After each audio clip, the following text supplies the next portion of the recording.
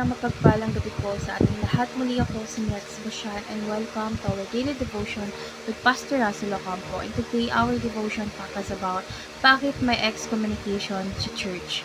So our concept is all about excommunication. So ang excommunication ay ang huling hakbang ng disiplina sa loob ng iglesia. Ang pagtanggal ng isang kasapi mula sa pakikisama ng simbahan. Ito ay hindi upang hatulan o itakwil, kundi upang tawagin siya sa pagsisisi at pagbabalik sa Diyos. So, isa itong mapagmahal, ngunit matatag na hakbang upang ipakita kung gaano kaseryoso ang kasalanan at gaano kagandang muli ang biyaya ng Diyos kapag tayo'y nagbalik loob sa Kanya. So, hindi ito ang dulo, kundi ang daan pabalik sa katwiran.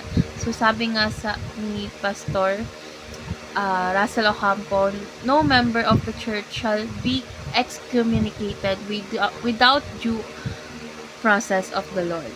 So our Bible readings for today is all about Matthew chapter 18 verse 15 to 17. Kung magkasala sa iyo ang iyong kapatid, puntahan mo siya at kausapin ng sarilihan. Kung makinig siya sa iyo, naibalik mo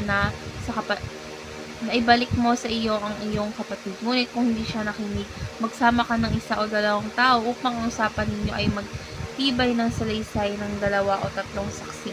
Kung ayaw pa rin niyang makinig, sabihin mo sa iglesia. At kung ayaw niyang makinig maging sa iglesia, ituring mo siyang tulad ng isang hentil o maniningil ng buwis.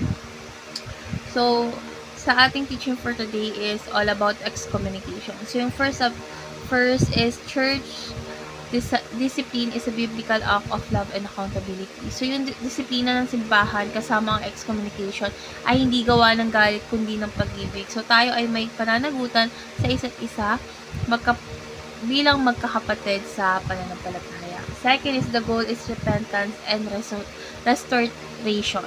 So, ang layunin ay hindi paghiwalayin kundi pagbabalik loob. So, excommunication ay parang alarma upang ma-realize ng mga tao yung bigat ng kanyang kasalanan or ng kanilang kasalanan at yung kahalagahan ng pakikisama sa katawan ni Kristo.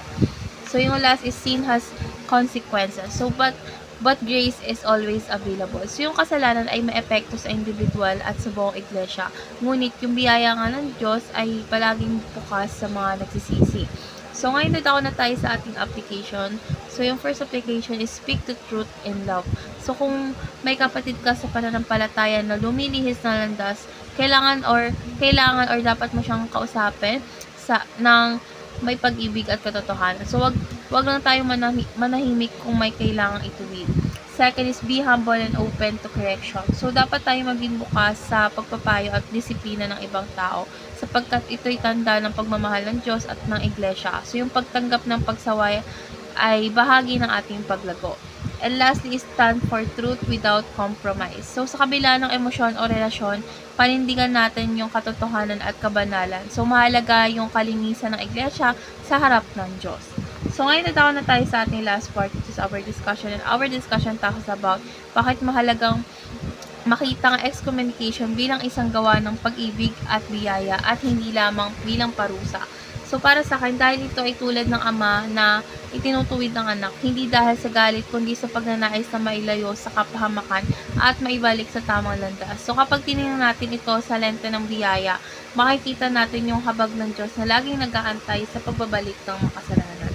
So, let's pray po. Lord God, maraming salamat po sa iyong katapatan at sa iyong disiplina na nagpapakita ng iyong pag-ibig. Lord God, turuan mo po kaming magmahal ng tunay sa aming kapwa sa pamagitan ng pagtutuwid sa tama at pagtulong sa pagbabalik ng loob. Linisin mo po kami ng iyong iglesia at bigyan mo po kami ng pusong mapagpakumbaba at pusong mapagpatawad. Sa pangalan ni Jesus, Amen.